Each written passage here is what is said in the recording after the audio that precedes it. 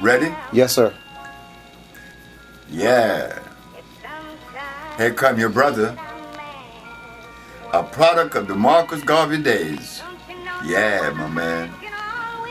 We coming with the message.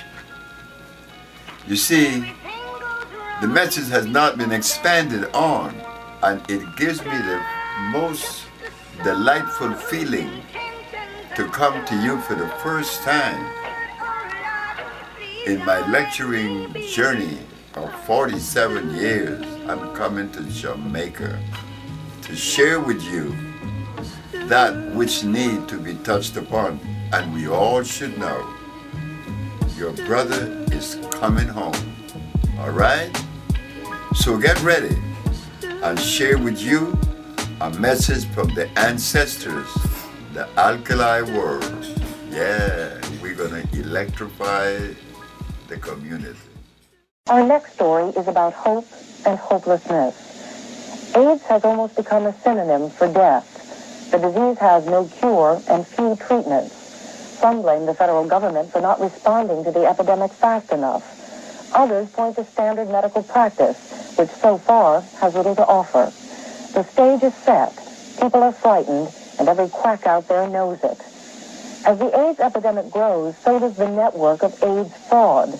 Charlatans who advertise mostly by word of mouth, although some are bolder than that. They feed on despair, and it's so very simple. When you've been given a death sentence, you'll try anything, from the unproven to the unbelievable. An AIDS patient came in just recently. He was practically dying. And in less than 15 minutes, he opened his eyes and was feeling so good. He said, "I like looking at pretty girls." I said, "You're crazy. You just came in here half dead. What you talking about looking at pretty girls?" That's how quick he responded, because the body accepts things electrically. Life is electrical. And death from AIDS avoidable, Dr. Sebi claims. The mucus is clogged in the nasal passage. Dr. Sebi isn't a doctor. He's an herbalist, a man from Honduras who brought his bag of miracles to Brooklyn. His cure for AIDS starts at $500. It's the same regimen of diet and herbs he prescribes for everything, including this woman's sinus problem. Your heart beats fast once in a while. It picks up a beat or two. So how do I know all of that? Because everybody has the same disease. I am asked, how am I curing these disease? Some people call me scientist, some call me voodoo man, some call me a whole bunch of stuff. I would call him part of a growth industry that we will see related to the exploitation of the AIDS virus. People out there who are prepared to market hope and sell it at premium prices. Virginia Apuzzo is New York's Deputy Commissioner of Consumer Protection. She learned of Sebi's cure the same way his AIDS patients did.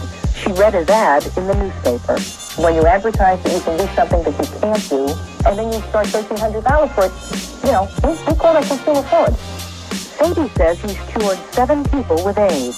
When asked for proof, he offers up the case of a Boston man. Frank left Boston and took a cross-country trip, happy as a lark, because the doctor told him he's free of AIDS. He came back to Boston with a slight fever that he could not understand. The infection had gone too far. I was there too late. Frank died.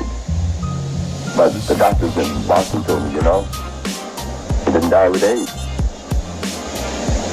I'm happy to tell you, Dr. Sebi, that you cured him of AIDS. Shut up.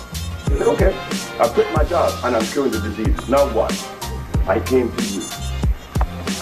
After I had cured 5 AIDS patients, 10 diabetics, about 15 sickle cell, about 4 blind, I decided to go brave on this stuff. I put it in the Amsterdam News, the Village Voice, and the New York Post. AIDS has been cured. When the Attorney General saw that, he said to tell me to remove the ad.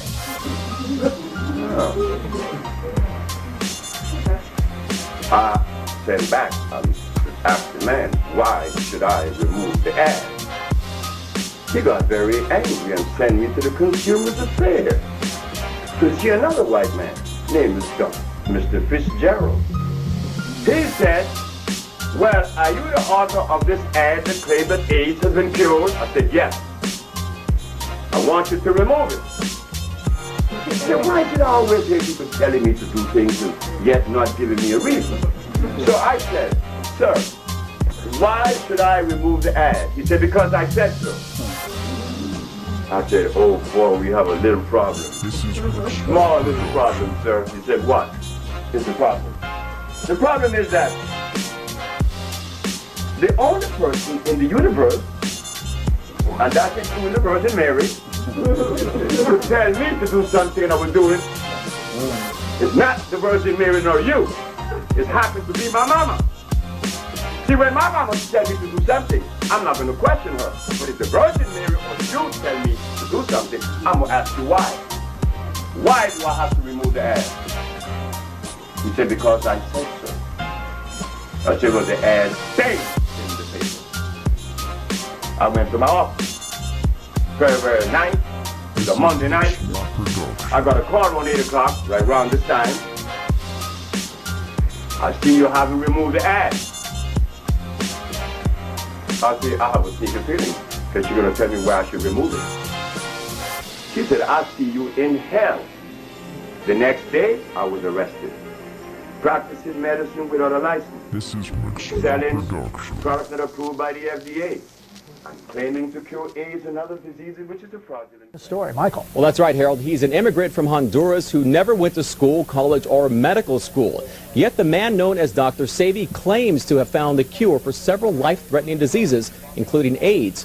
Too good to be true? Well, you be the judge. The lump in Myrtle Rick's left breast is gone. I haven't had any symptoms or problems, anything. Sabrina Peterson's son no longer disabled by sickle cell anemia. He has a lot of energy. I have to make him rest. Disease is cured by this man. His name is Dr. Sebi, but you won't find a medical degree hanging from his wall. Instead, a certificate of healing. We have complex things with science, but if we go back to God and use the herbs as God said, then you can see how simple it is. Dr. Sebi believes what ails you can be cured with natural alkaloid herbs and a vegetarian diet solely made up of what he calls electric foods, mushrooms, greens, and rye breads without starch.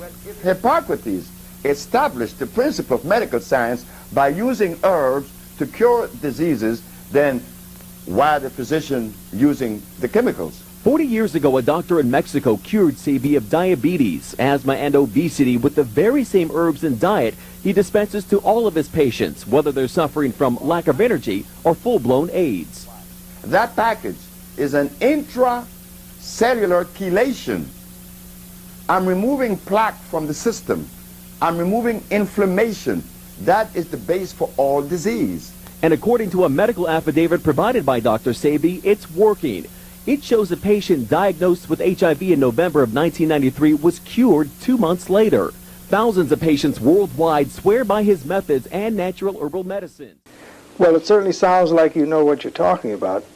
Your concepts are very interesting and they make a lot of sense. Can you explain to me why the newspapers, I want to show you some headlines in some of the newspapers, phony AIDS doc is ordered to stop. Here's another one. AIDS doctor banned from medical practice. AIDS do-it-yourself treatment, and below that is felonious herbs.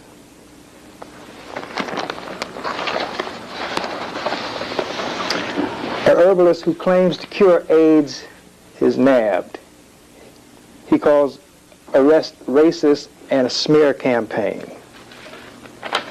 And last but not least is Herbal Research Institute, is it being discredited? It sounds as though these institutions were out to get you. And I would like to know why it is they brought you up on charges. Was there any kind of investigation made at all into your claims that you made? There is a kind of mania that exists on the planet today that prevent truth from being accepted, because the untruth is moving at such a tremendous momentum that truth now is in a very precarious position at this time. Because why? Example, I am the citizen of a country, and I have been engaging in certain practices of this thing we call nutrition and healing. And people that has been serviced by the Institute have claimed to have all these things reversed, and it's published. Instead of arresting this individual, it should have been investigated. Well, this is like ideally speaking. But we do not live in that society today, in such society that is ideal. We live in one that is full of anger. I was not surprised that the Attorney General would arrest me. In fact, the police, when he came into this place, he drew his gun, and I asked him, why did he have his gun drawn? He said, to surprise me. I said, but I've been waiting for you for 18 years. So you're the one that's surprised, not I, because I knew you was coming. Why? One is that there is great amount of money involved in natural healing that would deprive the pharmaceutical laboratories, I suppose, because there's money to be made of those chemicals. But are we going to sacrifice the life of America and the world for the sake of chemicals? Isn't that another catch? Sure, he had to arrest me. Maybe in favor of the chemical people. Or maybe it is that he didn't know. Or another is that he placed me in the category of the previous healers that came. They didn't do anything. They didn't make any claims. They didn't do anything. So naturally, if one out of a flock of people that has not shown anything or stood up for their own rights, if they had accomplished something, well, he just part of the pack. And I was not in disagreement with the Attorney General, because he did his job. But it was his mistake by assuming that I was part of the pack. I am not part of any pack. Never has been, never could be. Well,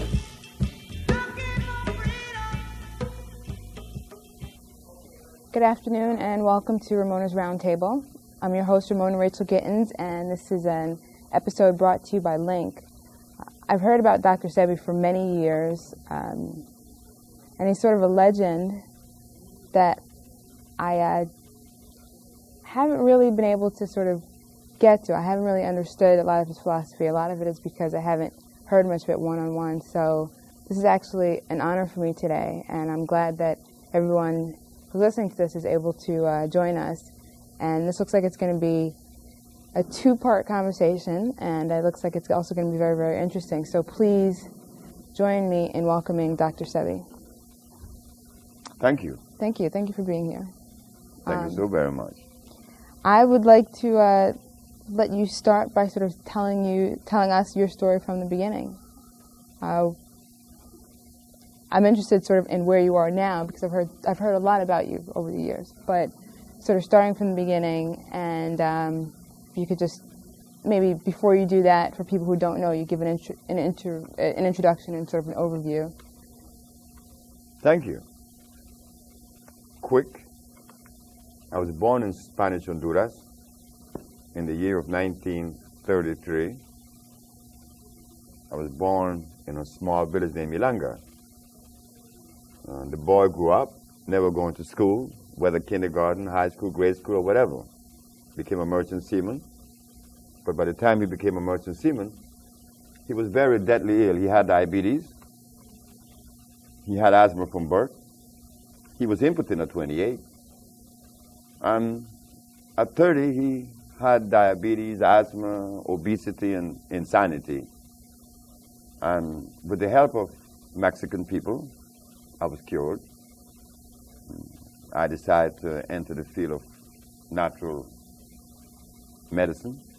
Can I interrupt you for a quick second? Of course. I'm sorry. When you started off, you were referring to yourself in the third person, and you switched to the first person. Do you see who you were earlier in your life as sort of a different person, as though you've sort of become yourself in the second half of your life? I was always a different person. I disagree with everything. I disagree with everything. Everything I heard, I disagreed with. Right.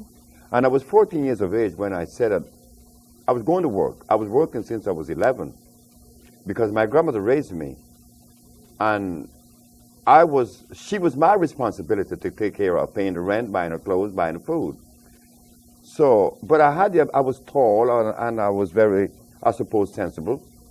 So I just grew up, and at 14, I made a statement that I was going to do something to help humanity. But when I made that statement, I also knew that I was going to come up against the established or prevailing philosophy of life. That I knew at 14 years of age. But I didn't know that one day that I would become the person that I'm known for today as being the healer. I didn't know that. When my first patient, my very first patient, I was a steam engineer working for the county of Los Angeles. And this blind man had heard that I was experimenting with these plants. And his neighbor said, well, why don't you take it? And he took the plants, and in 2 days he was seeing. And he was blind for 11 years. That shook me, because I couldn't explain to the world the mechanics behind this blind man seeing. What were your thoughts when you formulated the compound? Right. The way that the compounds came into existence, was being a steam engineer, I knew that the pH value, the pH factor, had a lot to do with healing. And the herbalists then, like the herbalists today, are unaware that the pH factor has a lot to do with it. Meaning this, I said that if God tell us that the herbs are for the healing of the nations, in the book of Genesis, in the book of Ezekiel, in the book of Exodus, and the book of Revelation, it says that the herbs are for the healing of the nations. Then as I go further into the history of medicine, this is what I found, that the great Hippocrates used herbs to cure disease, and that he cured every disease known to man.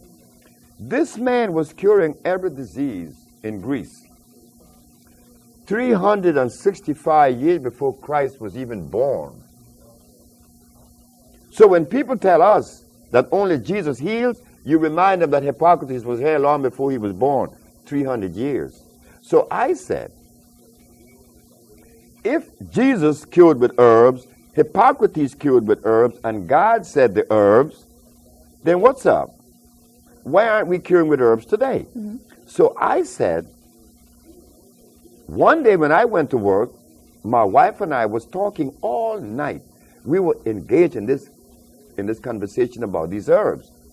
So Ma said to me that there could be something locked someplace that prevent us from accomplishing the goals that Jesus Christ and Hippocrates accomplished. When I went to work that night, I found it. I laughed. Oh, I was so happy.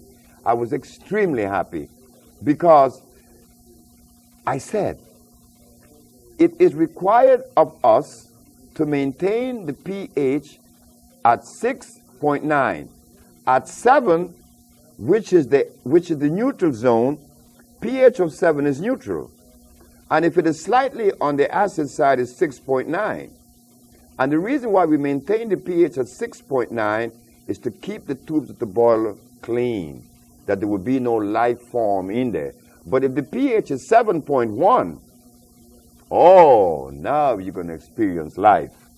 Life form will begin to accumulate in the tubes of the boiler, preventing the radiant heat or the convection heat from reaching the tubes. I said that if life was so powerful that it could exist in a temperature of 450 degrees, then the herbs that heal would have to be alkali on 7+ instead of acid 6.9. Then I begin to check the pH of all the herbs. I begin to test it. I test comfrey, acid. I test garlic, acid. I also tested aloe vera, St. John wort, rose hips, comfrey. All of these things are very acid. Carrot juice is extremely acid, yet the healers in New York then and now are still recommending these acid foods. So I said, well, let me investigate further to see which are the alkali herbs. And I began to see that burdock, yellow dock, also the elderberry, these are alkali plants. Also the Virginia snake root, that's alkali. One has to know the herbs that are alkali opposed to the herbs that are acid. This today is not really considered, nor do they follow that particular, road or understanding, because the herbalists of today are recommending peppermint. Peppermint is very acid. Peppermint freezes the brain. Some even recommend peppermint oil. Peppermint oil is extremely caustic. So now we have this kind of information in front of us being disseminated and carried out. So there's confusion in the population. But the one thing that my supporters or the people that helped me, that counseled me, they said to me, Sebi, the one thing that you have in your favor is that you have cure and you are curing the diseases that others are not curing. So that is the barometer that tells us that the acid herb that they're using prevent them from reaching the goal that they're pursuing. It was my steam engineering experience that helped me in herbology to understand the herb that God made. Yes, it has to be made by God. If we eat something that God didn't make, we are running the risk of disease. Then we're going to be angry. Like I were at only 30 years of age, I was extremely angry. Yeah. Okay, so let's deal with this, because there might be some folks out there that are looking in here and they're saying, well, how did you learn to do these things, one? And I would say, and I think we have something that we'll end up showing on the screen here, regarding in 1979, I think it was, you were charged in New York City with practicing medicine without a license. You were ultimately charged, indicted, and taken before the New York Supreme Court. And I would advise my viewers who might be questioning your authenticity that you won that case. Now, so the charge was practicing medicine without a license and claiming that you had a remedy to cure AIDS, cancer, and diabetes. So the question is, how did you win that case against what some people say are the toughest prosecutors in the land? Well, it was 1987. 87, not 79, 87. The 10th of February. Okay. My mother knew they were coming. When I told my mama that I had cured my 13 AIDS patient, she said, "They're gonna get you. They're gonna get you." So let me stop you there. You said I cured my 13 AIDS patients. Yeah. So you had 13 patients who had AIDS. Yeah. And then you say you cured them. Sure. Keep talking. So my mother said, "They're gonna get you." I said, "But Mom, why are they gonna get me?" Because you must remember that you live in a society that supports a certain philosophy and a certain system. You being the color that you are, black, and then you're going against the grain, they're going to get you. So when I'm in my office on February the 10th, here come the detectives. You are charged with practicing medicine without a license, selling product not approved by the FDA, and claiming to cure AIDS and other diseases. I said, yes. Well, you are making a fraudulent claim. I asked the detective, how do you know that? Because you were advertising in newspapers. Of course. I advertised in the Village Voice, the Amsterdam News, and the New York Post. And you were telling people through your advertising that you can cure AIDS, sickle cell, lupus, herpes, blindness, diabetes, paralysis, and others. Okay, so they come knocking on the door and So knocked on my door and took me to jail. But the funny thing about it, I was happy. I was very, very, extremely happy. When everybody in my office was crying, I was happy because my mama told me they were coming. And I knew that I had sufficient evidence to prove my position. Not only scientifically, empirically, historically, and whatever way they would desire. So while I was in jail, I'm saying, I wonder what defense they would have against me. Yeah. I would like to know. But I didn't blame the Attorney General, Mr. Robert Abrams, because why should he accept from me the statement that I cure AIDS and sickle cell and blindness when no one else has ever made those claims? The man had a right to arrest me, but he was making a mistake. So I'm sitting in jail, and I'm happy. When I got out of jail and when I went in front of the judge, I asked 3 questions. And they were? They were, Your Honor. You defended yourself? Of course I did. Okay. Your Honor, is it a fact that the Holy Bible teaches that the herbs are for the healing of the nations? She said, yes. Is it a fact that science shows that the human body is carbon-based, and to complement a carbon-based body, you must have a carbon-based substance to complement it, because the body only accepts the substance through the process of chemical affinity. Chemical affinity is important. It's an electrical transfer. Chemical affinity. Okay. The body could only accept what it is made of, not something new or alien to it. Last question. Your Honor, is it a fact that the father of medicine, Mr. Hippocrates, the man that established the principle of medical science today, cured every disease known to man? Did he use herbs or chemicals? She said, herbs. I said, thank you very much. I rest my case. Okay. Go ahead. So I understood that the state were unprepared to defend itself. They were unprepared because in the past there was 2,781 cases that came before the Supreme Court and lost. I won. Not only did I prove scientifically, but I had the diagnostic sheets, and I do have them today. And those diagnostic sheets didn't come from me. They came from their school, their American medical accredited school.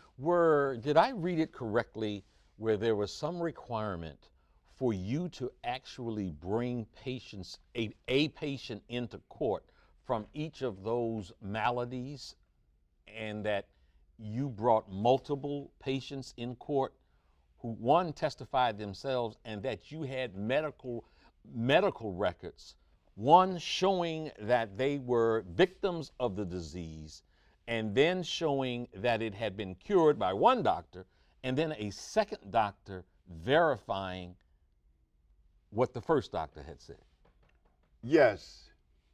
We have to remember this, that whenever you make a statement that goes against the grain, you better be prepared.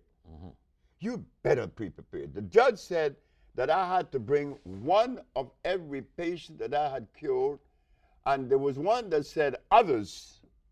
The others was a man that came from Italy. He was paralyzed. But I was supposed to take 9. I took 77. You took 77 patients in court with you? That's correct. But I knew that my brain was not the same as your brain or any other brain, right? We're unique. Yeah. So when I make a statement, they're going to take my statement and pit it against philosophy. It doesn't fit. I represent an entity that isn't philosophical. And that entity is? Well, it is an African one. I'm an African. And we have to remember that. You see, we think that we could take a philosophy out of Europe or China and inculcate that into the African brain. It does not resonate. It cannot resonate. You cannot be yourself when you've been adulterated. Being that I am an African, I'm going to look at things the African way. And the African way seems to reduce things to the least common denominator. And guess what I found? That there's only one disease, not two, not three, one. When I opened my big black mouth and told the judge that, oh my God. What did you say? I said, Your Honor, there's only one disease. And what is Could that? you substantiate that? Okay. Of course, I'm not going to just deploy a bunch of empty words. I represent a country. I represent a people. I represent a race. And I represent myself. I'm not going to undermine myself. There's only one disease. The judge said, what is it? I said, you already know. She said, try me. It was a woman, Ann Thelman. I said, Your Honor, when someone has sinusitis, what is obstructing the nasal passage? She said, mucus. And when another has bronchitis, what is obstructing the bronchial tubes? She said, mucus. And when another has pneumonia, what's covering the cells of the lungs? She said, mucus. Dr. Victor Herbert, who is defending the state of New York, jumped up and said, what about AIDS? You and your one disease theory? I said, Your Honor, this doctor is saying that I believe in a theory. I am the last individual on earth that could believe in a theory. I do not lend myself to theories or philosophy. Either I know or I don't know. Okay. He's talking about theories. Yeah. You talking about the real deal. I'm talking about reality, not theories, not philosophy. So please share with this. So she said, and what about AIDS? Yeah. I said, well, he asked about what about AIDS? He want to know where the mucus. I said, Your Honor, have you been to an AIDS ward? She said, yes. I said, what is it that the AIDS spits up every 5 minutes? She said, mucus. Where is the mucus? It's in the skin, it's in the blood, and the lymphatic system that makes up the immunological system. That is where you find the mucus. Is it possible for one group to have the cures for the world? Because your part of your philosophy is, or I don't want to say your philosophy, part of your outlook or your beliefs is that people are at their healthiest when they're eating foods that come from the region of their ethnic origin. That's not happening. Right, but that's what you believe. No, I don't believe that either. What I believe is to eat food that came out of the product of life itself. I don't care whether you're Chinese, Eskimo, Arab, or what. If you eat something natural, you're going to be healed. But do you believe that that people, for instance, that black people should not eat foods that are not Oh, indigenous no, to that's a Africa? horse of a different color. Black people should not eat Chinese food because Chinese food or even Caucasian food. There is a book out by a man known as Pablo Arriola, and he is known to be one of the most distinguished nutritionists in the world. And he said that if your ancestors are from Africa, your body is not programmed to digest milk. But if you are European, yes. So right there, they're telling us that there's a difference in the genetical makeup of these two individuals. So if people have a different genetic makeup that makes them react differently to different herbs, products, foods, would it be possible for one group to have sort of the cure for the entire world, or would they be moving towards a cure for people within the same ethnic group?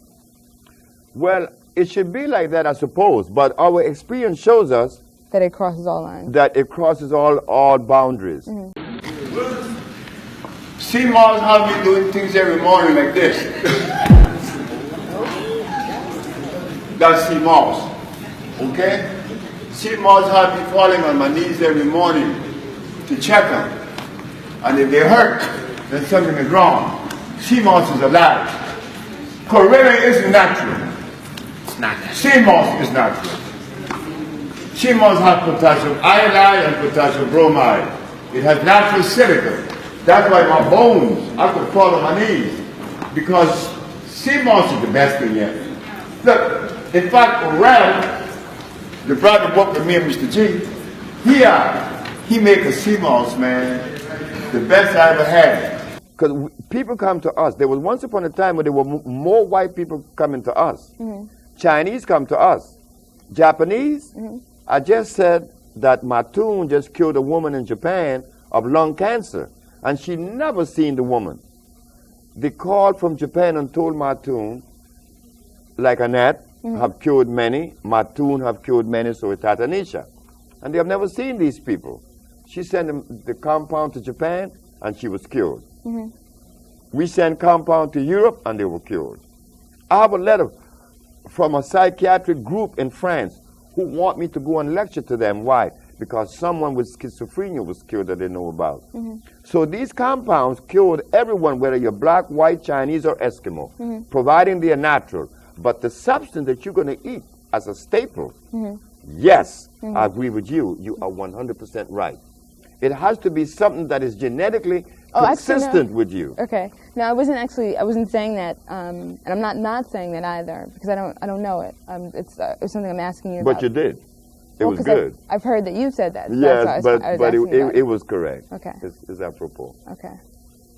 And I'd like to hear a little bit about that in terms of people and the relationship between the staple diet and where your ancestors are from. We're going to give you an example, a good example. From the day that God created this universe and made black people, how many years it has been since God placed black people in Africa? Do you have any idea? The anthropologist has no idea, but they would spout out these numbers for you, that God made the universe 9.5 billion years ago. So the other is, when did he put black people in Africa? They say 1.5 million years ago. But what was the food that God placed in Africa for these people? Certainly, it could not have been potatoes. It could not have been rice or beans or yams or chicken or hogs or cows. It could not be a goat or a lamb, because all these things are hybrid. God did not make these things. These things came just recently, only 4,000 years ago. So what were we eating in Africa before we were taken away? What were we eating in Africa before there was an invasion by the man from Europe? We simply do not know. And it is because we are unaware of this diet that God made specifically for us. This is why we're angry today and we're so divided. Everybody's laughing at us. They're laughing more at me. On the airplane, the pilots came to see me a few weeks ago when I was in the plane before 911, and they were looking at the brochure that I had that says that AIDS has been cured, and the herbalists cure AIDS, and the Supreme Court of New York cannot deny, can't disagree. They were laughing at me. Why? Because you are not supporting me. So they think that I'm a fake. Because if it was a white man curing AIDS, the captain said, the whole white race would be supporting them, but my race is not going to support me. The leaders of America can't do it. Farrakhan can't do it. Jesse Jackson can't do it, because they were not designed to do this kind of work. They were designed to lobby and to talk, and to, like Mr. Al Sharpton, he likes to make people march. That's cool. But we got a job to do in healing the black race now. That comes in a different category. Those leaders cannot help me, and that's why I'm vulnerable. The white man won. Why he won? I won the case. I proved that I cure AIDS, but he won because he knows that you would never believe it. That is where the white man won. And to substantiate my claim, when I won the case, the night that I went to get the verdict, there was no black people there. There was a bunch of white people there. The Park Slope paper came to me. The white man sent that to me. Dr. Sebi, you mind if I ask a question? I said, no. Where are the black newspapers? Tonight you have set a precedent. This is the first time in the United States government or the country in which someone stood up against the American Medical Association and went. Where are the black newspapers? I said, I don't know. Where are the black leaders? I don't know. I don't even care. I did it for me, not for the public. I want to show the world what a black man could do. The white man said, well, I'm going to write about it. And he put it in the Park Slope paper. Herbalist cure AIDS. Dr. Sebi, natural cure for AIDS, and more use food, not drugs. A white man did that. I went to Saigon. I went to Jesse Jackson. I went to Sharpton. I went to Maddox. I went to Mason. I went to Ben Jokanen. None of them helped. They prefer to see you dead. Woo. I'm going to travel across the continent because I said they have abandoned me in America. I went to Africa. I went to Sierra Leone. They looked at me like I was stupid. I went to Ghana. They didn't want to hear it. I went to Zimbabwe. No, I went to Tanzania. The ambassador looked at me and he talked a whole bunch of stuff. He went on to talk about spirituality and the ghosts and the spirits. I said, I want to go home. I went to Zimbabwe. I went to see Dr. Parinyatwa. I said, Dr. Parinyatwa, I don't want to be disappointed, but if I am disappointed, I would understand. He said, what do you have for Zimbabwe? I said, I cure AIDS. I cure diabetes. I cure sickle cell. I cure blindness. Here is the proof. He said, I think about it. I said, fine. I came back to America, never to look back at Africa. This may sound bad to you. Oh, yes, it does sound bad, isn't it? That I'm an African by heritage. And that the one place that I should rescue from the grasp of disease should be Africa. Am I right? Right. That is our mother. But when you go to Africa and you talk to an African leader, he look at you like a stupid. How do you think I feel? I went to South Africa to see Mr. Mandela and the rest of them. The other day when I saw Mandela sitting there in his big chair, I thought I saw the biggest fool in the world. Why? Because he's lying. He's straight out lying. Why do I make such a blatant statement? Because I know I'm telling the truth. He's lying. Because I went to South Africa. I went to his ministry, and he too rejected. I went to Oprah Winfrey. She rejected. WWRL, they said, don't interview this man. WNIB, they called him and said, don't you interview this man. So who do I turn to? My mother told me, because my mother's still alive. She's 90, I'm 70. She's 20 years older than me. She had me when she was 20. She said, son, look, let me tell you something. Shut up.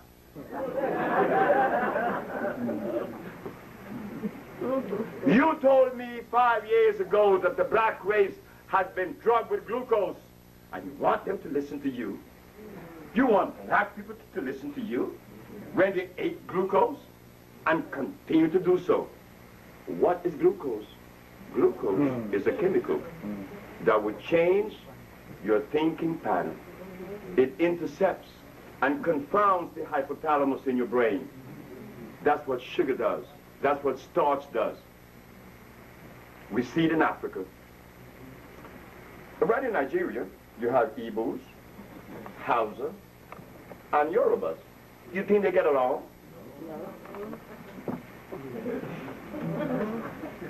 That's just in one country, right? We're not going to talk about Susu and Fulani. They like to take each other's throat. Why is that? When we're brothers and sisters, Something must have gone wrong, isn't it? What went wrong was that we were unaware that the stuff that they gave us to eat was undermining our thinking. We are beautiful people. We are loving people. Sure we are, all of us are, and we're smart. I'm not smarter than you. How could I be smarter than you when I carry the same amount of gene cells in my brain as you carry? I'm not smarter than you. I just have a message because some of you have a message that I don't have. I don't have the message for everything, is it? Do I know everything? The answer is no, but I cure diseases. And we need that now, isn't it? But we need bricklayers. We need clothes makers. We need all these art and craft. We've been curing people of lupus and herpes and cancer and blindness. Not one black leader ever said, well, let us help the brother. That you just mentioned what some people in hushed tones refer to as the C word. Right. Is it wrong for a cancer patient to be treated with chemotherapy? Chemotherapy is an approach that destroys cells. Chemotherapy doesn't distinguish between good cells and bad cells. Mm-hmm. It destroys cells. It's an acid approach. What kind of approach? Acid. Oh, acid approach, okay. Mm-hmm.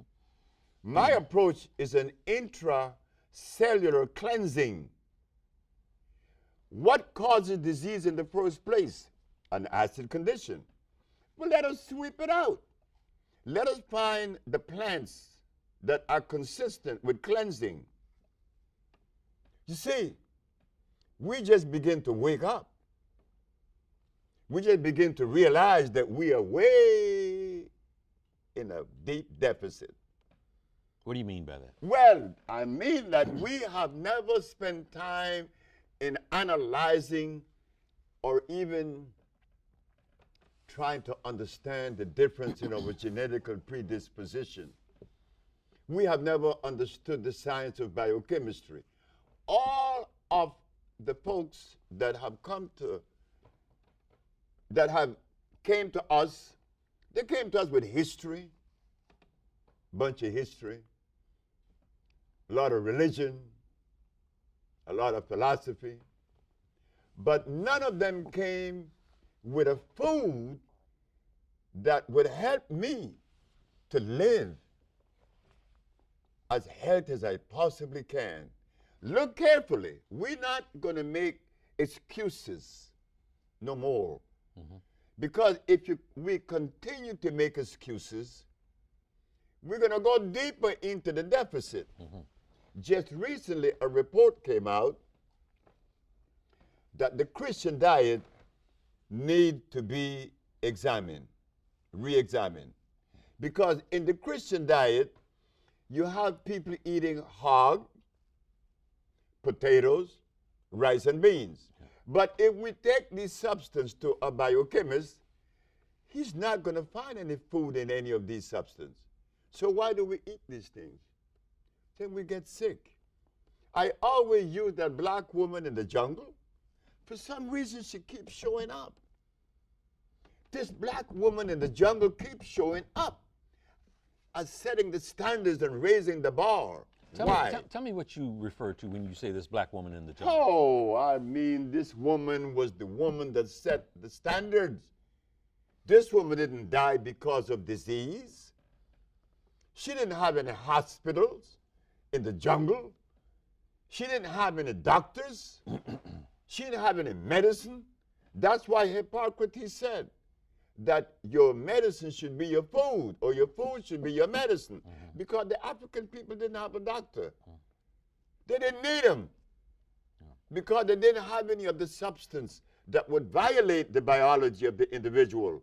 So how long did they live? Do you and I know how long those Africans lived in the forests of Africa before the chemical people came? Furthermore, my mama wasn't naked. She was natural. Because to say that my mama was naked in the forest is to say that God made clothes. And I understand that you've had some disappointment and frustration in dealing with African governments and African leaders, that after you have presented your body of work and these different people that you have healed, and Africa, many countries in Africa being so desperately in need of a way to address, just start and stop with AIDS. But for the most part, they've rejected your approach. Of course, and they were right to reject me. Not only Africa, I quit my job as an engineer to go to Dominica. I went to Dominica, and oh, I was happy. Beautiful island, beautiful people. And people were cured of blindness, diabetes, and a whole lot of other stuff. You said people were cured. You helped? Yes, while I was there. And Miss Mary Eugenia Charles said, "You got to go." I said, "But Miss Charles, I'm doing a service here." Yeah. "Look, you got to go." Okay, she kicked me out. Yeah. Me and my crazy self, I went to South Africa under the leadership of Mr. Nelson Mandela. I said, well, I went to the Board of Health. I said, this is what I have done. And I showed them all my documents and diagnostic sheets. AIDS is devastating South Africa. Yeah. So I thought that because I could do this job, that I would be received with love. That's all I wanted, love, right? Understood. Mandela said, get out of here. Nelson Mandela, wait. Another one, Mr. Mugabe from Zimbabwe. Oh, I got to Zimbabwe, I took all these boxes of compounds and, oh, I was happy. I'm gonna do some work in Africa. He said, get out. I said, wow, what's wrong with me? What have I done wrong? But when I look at it carefully, the African were right to kick me out. They are right to reject me. Every African country is 100% right. Why do you say that? They are right because the African people are totally unaware that what they are eating is undermining their struggle, undermining their own existence. Africa is eating starch and blood. Starch and blood. In what ways is the black race in need of healing? In what ways is the black race need healing? One of the areas that the black race need healing mostly is in the central nerve system. Because we have been eating acid food for 400 years. And how does that manifest itself in terms of socially? Socially, physically, and physically. What's the damage that? Okay, socially, we see that very seldom our leaders agree with their own selves. The leaders are at war. They're all in disagreement because among the leaders, you find Muslims, you find Christians, you find Buddhists, you find all of that. And they all seem to disagree with each other's position. The politician, well, I don't know what role politics play in our progression health state. How we see it, again, is that we are not together on any issue that is pragmatic, that's going to elevate us in producing something for our own existence. Self-preservation is the first law of nature, and we are the only people on the planet that denies that. Okay, so I guess there are a few things I want to pull out of what you just said. The first one is a relationship between diet and behavior. Diet and behavior has a direct their relationship. Okay, and then that this is affecting Black Americans in a particular way, so that it's something you can see throughout sort of our community. And would the difference be that Black Americans are not in their sort of original like homeland, and so that would be why there'd be a greater problem for Black Americans? Temperature and food. Temperature and but not so much as the African. Do you know that Black America, on the scale from 1 to 10, if we are to be perfect at 10, Black America is about 5, Africa is about 2. Black America is closer to the goal than Africa. Are you talking about food or diet? I mean diet or behavior? Diet and behavior. Okay. Because if a young man in California is in love with you, that you met, he's not going to ask you what tribe are you a member of, right? No, you're not. Right. But in Africa, if you are Susu and I'm a Malenke, I'm not going to marry you because I'm supposed to be your enemy. But they're both black. You see? In America, the brother not going to ask you what tribe you're a member of. He's going to marry you because he like you, right? And you with him. That's only one. But do you think that being concerned about the tribe a person is from means that you, them, and any of your offspring will always be linked, at least in traditional society, will be linked to a certain geographic region, and you won't have the problem that you described of being sort of removed from the area where vegetation is that would be you're good. Adapted for? That would be good, and I agree with you. But there's one other part of it, is that the African people are eating a food that is so detrimental that you didn't have. And you see, the African people is eating cassava. Cassava is cyanide, pure cyanide, unadulterated. You didn't have that. And because you didn't have the cyanide, you were able to produce plastics, you were able to produce rubber, you were able to build the White House, you were able to produce electricity, you were able to produce agriculture, the African men. And no other black man in the world has ever done that. That shows that black America, even though taken away from motherland and given meat, which is responsible for our anger, we are still able to do things that is over and above any other race in the world. The black race has proven that. And now that another one comes, your brother and servant, Dr. Sebi, it is not so surprising that he's curing AIDS and sickle cell. You know something? Curing AIDS is easy. Curing sickle cell is like play for me. Diabetes, we cure 10 a month. Yet, there aren't any centers in Germany that is beset with diabetes. There aren't centers in the United States that cure diabetes. We cure diabetes. Now, what are we going to do now? I would like to hear the excuse. I would like for someone to take this particular entity to the leaders of America, and I would like to hear the excuse that they're going to give us for not supporting it. Okay. In that 1 minute, if you could talk to my audience and tell them your parting words to live a healthier life, you would say what? My parting word would be this. Make sure that whenever you put something in your mouth, that something is going to complement you and that it's going to serve you well. It's going to support your nervous system. Because if you don't, you will find yourself stressed. Not only are you going to find reasons to dislike me, you're going to dislike yourself. Glucose is the greatest enemy that you could ever be faced with. Avoid it.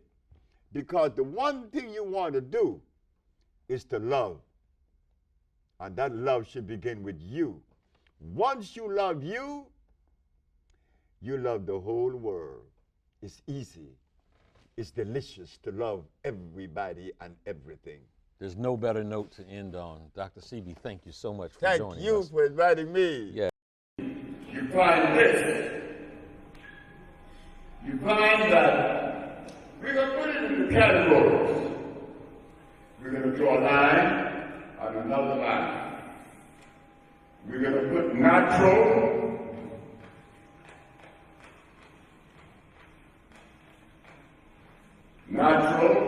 unnatural.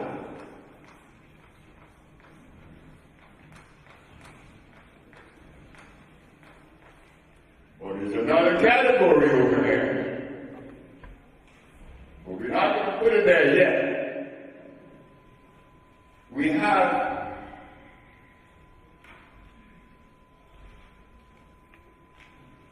natural and unnatural. Why would we entertain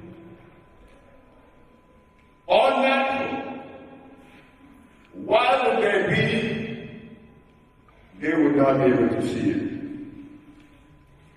Why would there be a category of unnatural? We are natural people.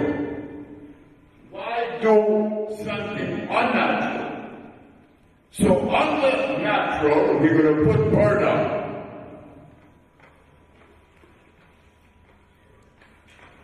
Burnout. Why? It is electrical. You know the burnout plant. Go right there in Chicago. Go like mad all over the place.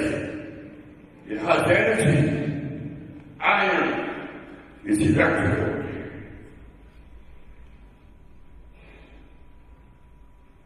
Under the unnatural,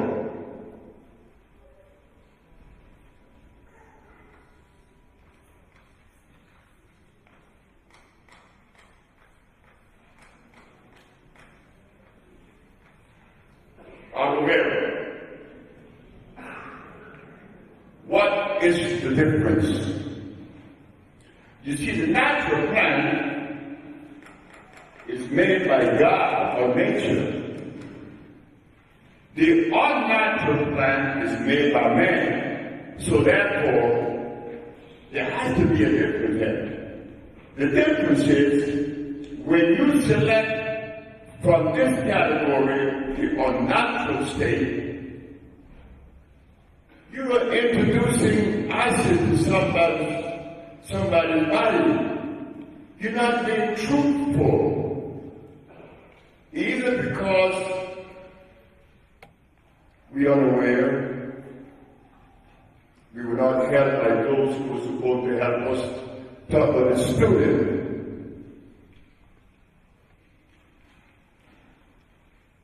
So he would give you peppermint, aloe vera, comfrey, just put it there, peppermint.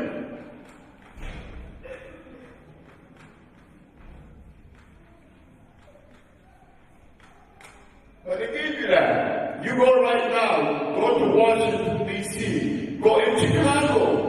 There are brothers and sisters that are selling herbs, will sell you peppermint. That's a natural. It would freeze the brain.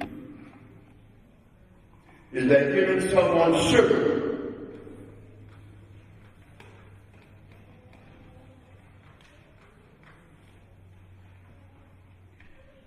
When you give someone sugar, you don't like that person. You don't like that person. You're showing them, I don't love you. I'm going to give you sugar. Why? It has glyceric acid. Glyceric acid, which would stimulate the body and cause you to be nervous. But many of our brothers and sisters are using that as medium to heal sugar in many forms. Seɪbiː is one of the ways that they give it to you. Sugar cane. I eat a lot of sugar cane juice, but it is deadly. It is not something that should go in our mouth. So under the category of unnatural, we have those things, and only a few of them. You know, the hog that we eat. Why do we eat a hog? Oh, because God made it. No, God did not make a hog. God made everything that God made is good. Everything that God made is good. God did not make a hog. God did not make a mule. God did not make a horse. God did not make rice or beans. They tell you in their history. Grigor Mendel, the Jesuit priest in England, made all of your beans. Just put that up there. Beans. Beans, why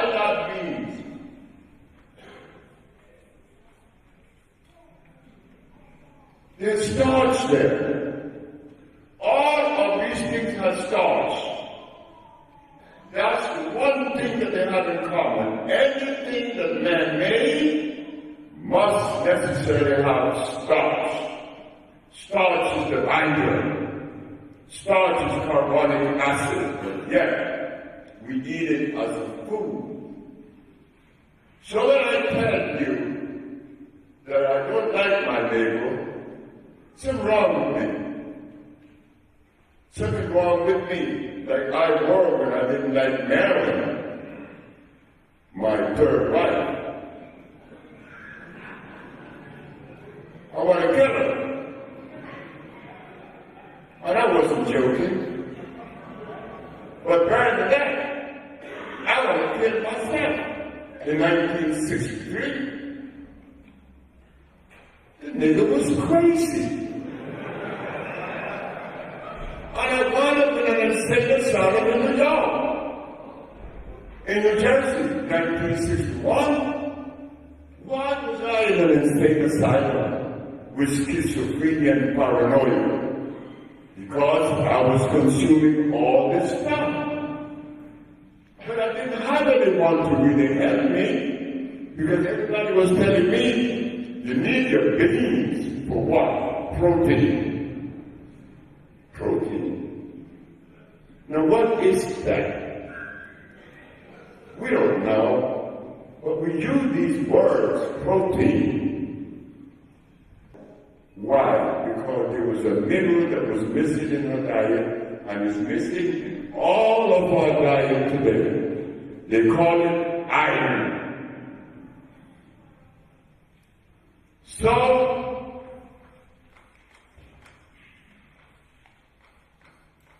when Dr. Steinberg noticed that I didn't give Akila any of this stuff like hog or meats or milk or cheese or eggs, she jumped sky high. You have omitted protein from Akila's diet. I said, what? You have omitted protein from Akila's diet. I said, but Dr. Steinberg, I don't know what protein is. You don't know? And you are a so-called, what are you anyway? So, well, they say that I treat people with these herbs, they call me Dr. Sebi. And you don't know what protein? Well, I don't know. You tell me. Well, she said, are you saying that protein is a necessary food? I didn't say anything like that. I don't know what protein is. Well, it is one of the 19 amino acids, the building blocks of life. Amino acids. Protein is one of the 19 amino acids, the building block of life. Now, what does the body have to do with amino acids? The body lives in an alkaline environment. Alkaline.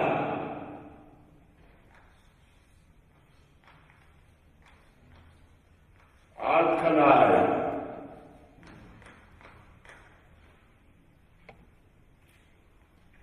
The body doesn't need any acids. Acids eats you up.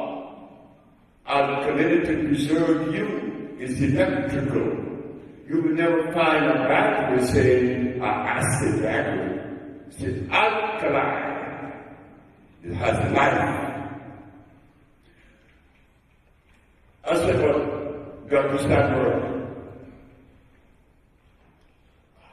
is it electrical?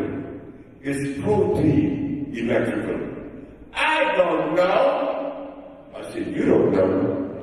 But you use that protein as your premise, as a foundation. I'm the uneducated, you are the educated. I never been to school. So I expect from you a different behavior. Is it electrical? Yes or no? Well, I don't know. Well, that's good. Because there are a lot of things that I don't know and I will never know. This forces me to ask you another question. What is sickle cell anemia, Dr. Steinberg? Well, sickle cell anemia is a disease that black people got 10,000 years ago because the blood went through mutation. I say, I'm more confused. I am more confused now than before. And the reason is because there is a brother of ours by the name of Dick Gregory that goes around the world telling folks that God gave us sickle cell to fight malaria. You tell me it's mutation. But Dr. Steinberg, I want you to know this today, that sickle cell is neither God nor mutation. Like the Gregory you were saying, it is the deprivation of iron fluoride that is sickle cell. I should know because the little girl no longer has sickle cell anemia, but they don't want to hear that. It's coming from a black man, uneducated black man at that. Oh yes, I am. I'm proud to say it. Why? I am not the property of anyone's philosophy.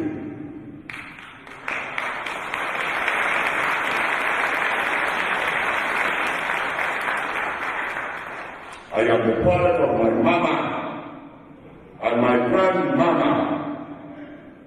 Didn't have a father. Didn't have a father. And that was good for me. Because I didn't have to fight between mama and daddy.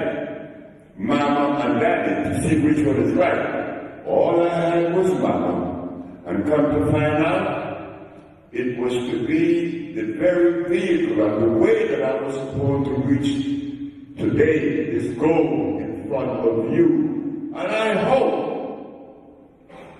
that I am the servant to you that my parents want me to be.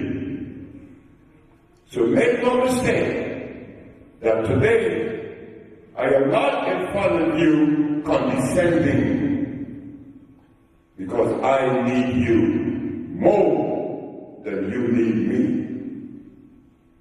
So, understanding that life can only be found in the environment of alkalinity, why do they even make these things? Why was that necessary? But wait, they're going to take you into another zone. Now they already took you from the natural to the unnatural, but to get back from the unnatural to the natural is only a little thin line. They created another category for you.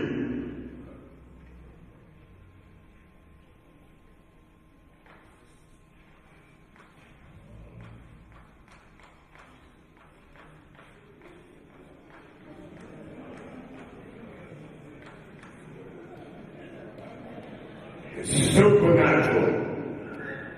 Now, how could there be a supernatural state of things? A supernatural category? It's natural. Just deal with the natural.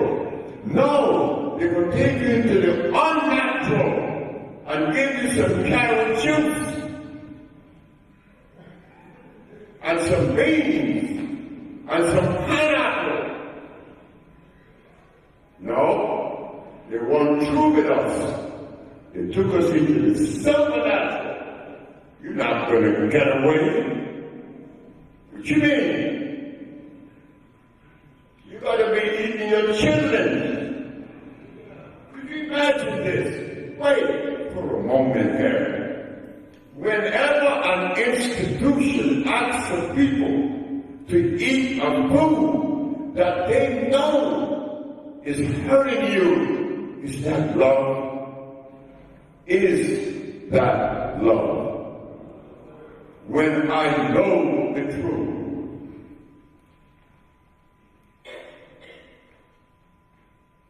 Why would you do that?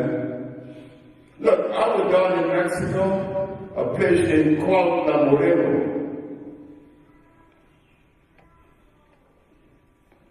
I saw an herb, and I asked the herbalist, what herb is that? He said, that's Damiana. I said, may I have a kilo? He said, no. The Mexican told me, no, I am not going to sell you that herb. I said, well, why? He said, the license plate on your car. I said, what does my license plate on my car have to do with that herb? He said, everything. Your license plate says California. And the best Damiana come from California. If I tell you mine, I am not being truthful. Look at the level of integrity of that Mexican. Well, I'm driving down 3rd Street in Memphis, and I saw a line of folks trying to get into the store. Now, what are they selling in there? I don't know, but I'm going to stop my car. And when I go in there, hot balls, chitlins, pig snout, pig ears, selling that to us. They're telling you, I don't like you. Eat this. Come on now. I thought you loved me. You know, or like when I go in front of a guru, he's not being truthful. Because when God put black folks in Africa, everything the black folks needed was right there. God did not put me in Africa and then he omitted a component that I need to go to Japan to get, India, Europe, or Arabia. I don't need any of them. And because I felt that I needed them, they led me. Please lead me. I need a leader. Can't you see I need a leader? I'm blind. I need you to lead me. But the leader, instead of being truthful and kind and understanding, he tells me eat beans, eat hot balls, eat lamb. You don't love me, or something wrong with you. Look at the imposition. Look at the abuse. I stood by for years and listened to that and watched that, even today. Nothing I can do. You think I feel good when I watch a brother eat a piece of lamb chop? You think I don't know the damage he's doing? Then when I thought that when I stopped eating hard, that I start eating the trichina worm, that was very bad for me. So I started eating the pork and I decided to eat the lamb. And in eating the lamb, I didn't know it was 1,000 times worse than pork. It had the Amtrak germ, plus laundering. You see, they get you going, and they get you coming. So in this category over here, there are products. There are products that goes under this category. But to show you how imposing they are and inconsiderate they are, look what they're going to do. The products under the natural could be seen. The product under the unnatural you could also see. But the product under the supernatural,